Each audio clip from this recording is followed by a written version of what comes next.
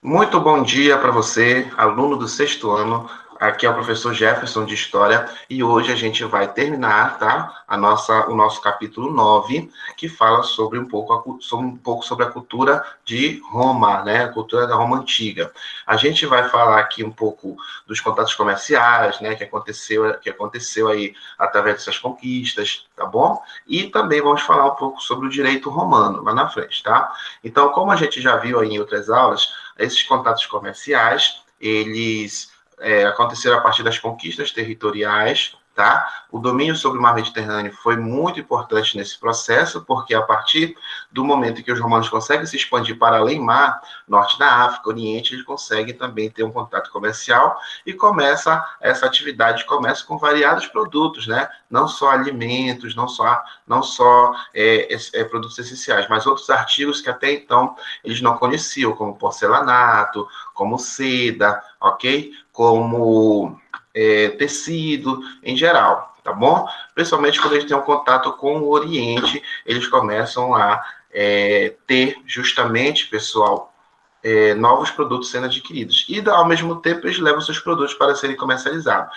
Então, o comércio aqui foi uma das bases da economia do Império Romano. Uma base forte foi justamente, além da conquista, o comércio nesse momento, tá? E aí, galera, no livro de vocês, a gente também trabalha a questão da ciência e arquitetura, tá bom? Aí da página 8, página 9. E aí, o que a gente tem que entender? Que a ciência e a arquitetura, como a gente já discutiu aí nas aulas, foi muito influenciada pela cultura grega, né? Assim como a religiosidade, que nós já vimos também. Boa parte do que se produziu na Roma, principalmente no Império Romano, foi sob a influência dos gregos, tá? Os gregos eles conquistaram territórios gregos, que, de certa maneira, contribuíram para a formação da cultura, tá? E do conhecimento romano nesse momento. Utilizava-se para essas construções uma espécie de argamassa, né, que era uma espécie de cola aí para essas estruturas, tá? O aprimoramento da metalurgia, ok? E a partir desse conhecimento adquirido, a partir das conquistas territoriais, tá? Foram construídas estradas, pontes, aquedutos, termas, as chamadas cloacas máximas e os arcos do triunfo, né? Estradas, pontes, conhecemos, né? Os aquedutos, né, que são essas construções que tem aqui do lado desse arco, tá? São justamente grandes construções que levavam águas para locais distantes, para cidades que não se tinham acesso hídrico, tá? Parece uma ponte, mas não é, né? Do lado desse arco aí, bem no meio, tá bom? Eram grandes construções e por cima dessas construções transportava-se a água para outras cidades romanas, tá?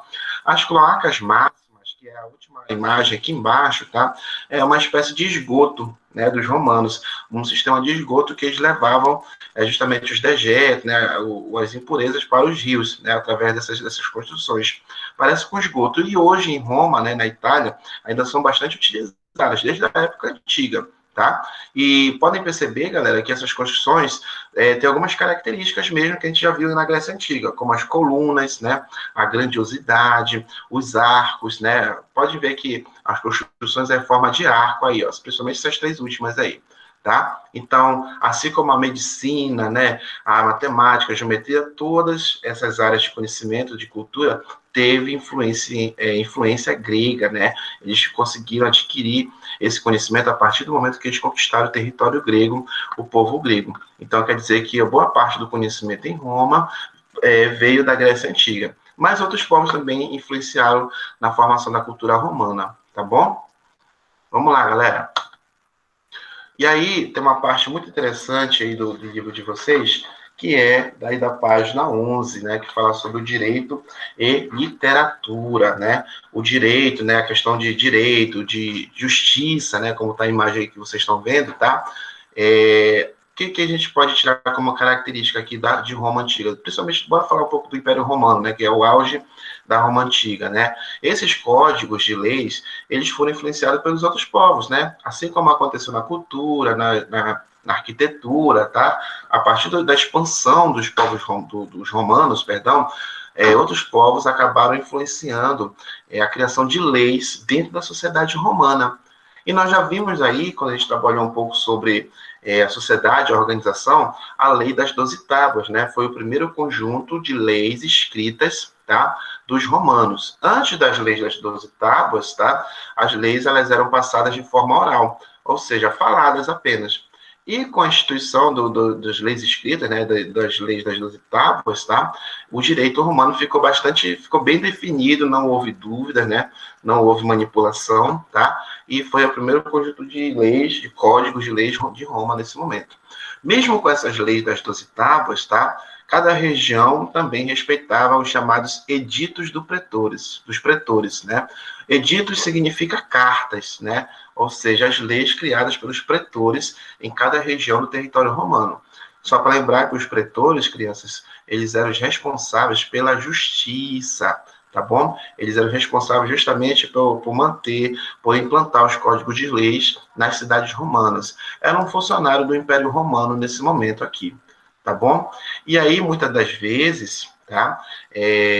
Vários pretores se reuniam aí para discutir os direitos dos romanos. Tá? Daí surgiu o termo jurisprudência, tá? Então, o que foi que aconteceu? Juristas, pretores aí se uniam, né, se reuniam, se organizavam e começavam a discutir. E dessa discussão desses pretores, desses responsáveis pela justiça, né, esses juízes, vamos dizer assim, saía uma solução para um conflito, para um direito à terra, para um direito de liberdade, para um tipo de escravidão. Tá? Então, o que foi essa jurisprudência que tem até aqui na página 11, explicando para vocês? Tá? A jurisprudência é um conjunto de soluções dadas às questões... Opa! Agora sim. A jurisprudência, tá? Na página 11. É o conjunto de soluções dadas às questões de direitos pelos tribunais superiores. Hoje, né? Hoje, quando se tem algum conflito, alguma questão, tá? Quando se tem alguma questão a ser resolvida, é passado pelos tribunais. Eu acho que você já deve ter ouvido falar, né? O tribunal, primeira instância, segunda instância, quer dizer que são os níveis da justiça do julgamento. E essa ideia de jurisprudência, né, de discussão sobre soluções, sobre direitos, surgiu aqui em Roma, essa estratégia, né, para não ter, digamos assim, injustiças, né, somente um juiz, ou então somente uma pessoa decidir se aquele direito é válido ou não, criou-se a jurisprudência, que é para eles discutirem, tá, sobre determinados conflitos, sobre determinadas causas aqui, tá? E todas essas leis que a gente vê aqui em Roma, todas elas foram registradas em latim, as leis das 12 tábuas, principalmente, tá? E muitos termos, galera, são usados até hoje na justiça em vários países do mundo, principalmente o Brasil, ok? Vamos ver aqui alguns termos que são em latim. Existem vários aqui quando se trabalha com justiça, né, com direito. Aqui no Brasil, a gente lembra muito do direito romano, porque foi aí que surgiu a ideia de justiça que nós utilizamos hoje. Estratégias, tá, de jurisprudência mesmo que nós utilizamos hoje aqui no Brasil, tá? Agora sim, aquele slide que entrou sem querer aqui. Olha aí, ó, divisão do direito romano. E aí você tem o jus publicum, o jus privatum. É dividido basicamente em dois aqui. A grande estratégia do direito romano é dividida em dois. O jus público tinha por objetivo a organização da República Romana, ou seja, o direito de organizar a república, de organizar o império logo em seguida, era dado pelo jus público, ou seja, uma assembleia pública nesse momento, tá? Ou seja, existia o direito público, tá? O direito que era de todos os cidadãos de Roma, é o jus publicum, tá? E o direito privado, que vocês estão vendo aí, que é o jus privatum, que tinha por objetivo regular os interesses particulares. E essas palavrinhas aí, galera, estranhas, são utilizadas até hoje também quando se fala em leis brasileiras, né? Tivemos essa influência, tá? Por isso que a gente estuda aí Roma, estuda a Grécia, porque boa parte do que nós vivemos hoje, tá, de características, vieram da antiguidade, tá? Então, o jus privatum, ele é justamente a garantia do direito de cada um de nós, ou de cada um dos cidadãos de Roma nessa época, tá? E aí se divide em jus civile, jus gentium e jus naturale, ou seja, direito civil, né, direito jus civile, direito que regulava as relações do cidadão romano, ou seja, os direitos civis. Jus gentium, o direito justamente dos povos que faziam parte do Império Romano. Não era só romano, como vocês bem sabem, né? Existiam outros povos que foram conquistados e submetidos aos romanos, tá? E eles tinham seus direitos também, que era garantido pelo jus gentium, tá? E os jus naturale, que é o direito que era comum a todos os seres racionais, tá?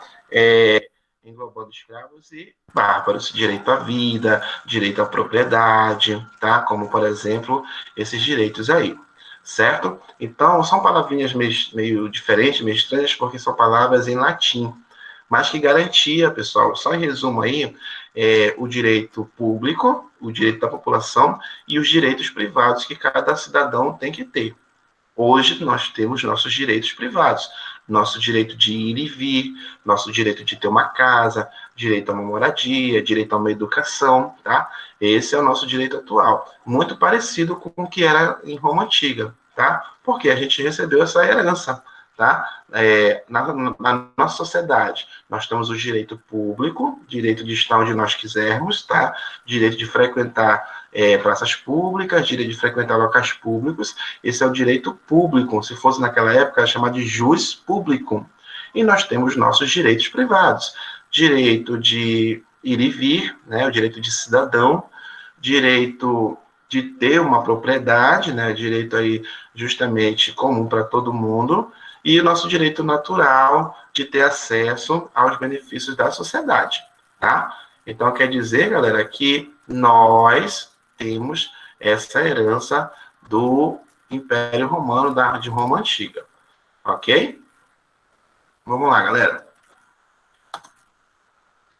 A noção de direito, tá, foi mantido em Roma, mesmo após a queda do Império Romano. Isso quer dizer o quê? Que quando o Império Romano se fragmentou, crianças, tá, nós vemos aqui que o direito, que aquelas características lá de justiça, né, continuaram entre os povos aí que se fragmentaram. O Império Romano ele caiu, mas essa noção de direito ainda foi por muito tempo seguida por muitos povos, porque era justamente algo bem mais organizado, tá bom? E nesse momento, galera, de justiça, de direito, se destacou um senador muito famoso chamado Cícero. Esse cara que está bem aí, que vocês estão vendo. O Cícero, ele foi um filósofo, um jurista, responsável pelas questões de justiça, tá? E senador romano, ou seja, uma pessoa muito importante, uma pessoa que lia bastante. Por ele ser filósofo, ele se baseou muito, meninos, na filosofia grega. Então, o que foi que aconteceu? Ele se especializou na filosofia grega, tá? E ele trouxe essas ideias gregas para o mundo romano, como vocês estão vendo aí. Tá? A gente está lá pela página 12, tá? Quem está com o livro, a gente está pela página 12 aí, ok? E o que foi que aconteceu? Ele adaptou essas ideias ao mundo romano, tá? E por conta disso ele começou a fazer críticas, porque aquela noção de direito romano funcionava mais para os patrícios, para as pessoas mais ricas, enquanto que a população, galera, não tinha tanto esse direito, não tinha tanto acesso a essa justiça. E ele começou a criticar essa forma, porque na prática não era bem assim como estava escrito, né? Então, por ele criticar o governo, o imperador, o Marco Aurélio, né, se eu não me engano, ele acaba afastando, Marco Antônio, perdão, ele acaba afastando, tirando Cícero do cargo de Senado por ele estar criticando o governo, tá? Mas foi ele, um dos principais aí pensadores dessa época, que adaptou as ideias gregas, né, porque recebeu influência grega, ao mundo romano, né, a noção de justiça romana aqui nesse momento, tá? Por isso que ele é citado aqui para vocês. E aí, mudando aqui um pouquinho, falando um pouco mais de cultura, a gente lembra aí também das obras teatrais, né? Principalmente comédias eram encenadas nesses teatros. Vocês podem ver, galera, aqui nessa imagem, que o teatro, a formação do teatro é muito parecida com o teatro grego, novamente, influência grega. Então, o que você vai tirar daqui da nossa aula? Que a cultura, a literatura, enfim, o que fazia a base mesmo, assim, a essência da sociedade romana influencia a maior parte dos gregos. Eles se inspiraram no conhecimento grego, tá? As comédias eram relatadas, eram interpretadas aqui nessas obras teatrais, tá? Como críticas à sociedade romana, tá? O hábito de se ir ao teatro, ver encenações, foi um hábito que eles trouxeram também do povo grego, tá bom? Quando se fala em literatura, a gente fala em dois tipos de literatura, as chamadas fábulas, tá? E as epopeias. E as fábulas existem até hoje, né? O que são fábulas? São justamente pequenas histórias, tá? Pequenas historinhas contadas que têm algum tipo de ensinamento, ok? Que tenham justamente algum tipo de ensinamento, são pequenas, mas trazem uma moral, digamos assim. Fábulas que nós vemos até hoje aqui nos nossos dias. E as epopeias eram muito comuns na antiguidade, meninos. Por quê? Porque eram histórias heróicas, né? E quando se fala em epopeias, a gente fala sempre em obras heróicas, poesias heróicas, tá?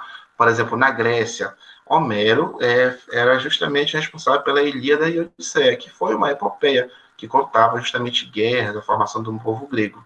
Aqui em Roma, um autor ficou bastante conhecido que foi o Virgílio, esse cara aí que vocês estão vendo, tá? Ele foi autor da obra Eneida, onde nessa obra, que era uma epopeia, exaltava o Império Romano, exaltava o governo de Roma e quais eram os benefícios do Império Romano para as cidades que eram dominadas, né? Então, era justamente uma história heróica do Império Romano. E muito do que nós sabemos sobre Roma, tá? Vem justamente desse cara aí, dessa obra do Virgílio, a Eneida, ok? Então, crianças, a gente vai terminando a nossa aula hoje, aqui nosso capítulo 9, tá? A única coisa que eu peço para vocês que me enviem no privado não é a última página, tá? É aquela parte da pesquisa dos deuses, né? Que tem a página 4 e 5, onde vocês vão pesquisar os deuses romanos, tá? O nome dos deuses romanos relacionado aos nomes dos deuses gregos, né? Os deuses gregos, eles foram incorporados aos romanos e mudaram o seu nome para o latim, tá? E as suas atribuições, ok? Não esqueçam de fazer essa pesquisa, preencher aí no livro de vocês, que está na página 4 e 5, tá? E mandem para mim se identificando, tá bom? A gente vai ficando por aqui e nos encontramos numa próxima, beleza? Tchau, tchau, meninos!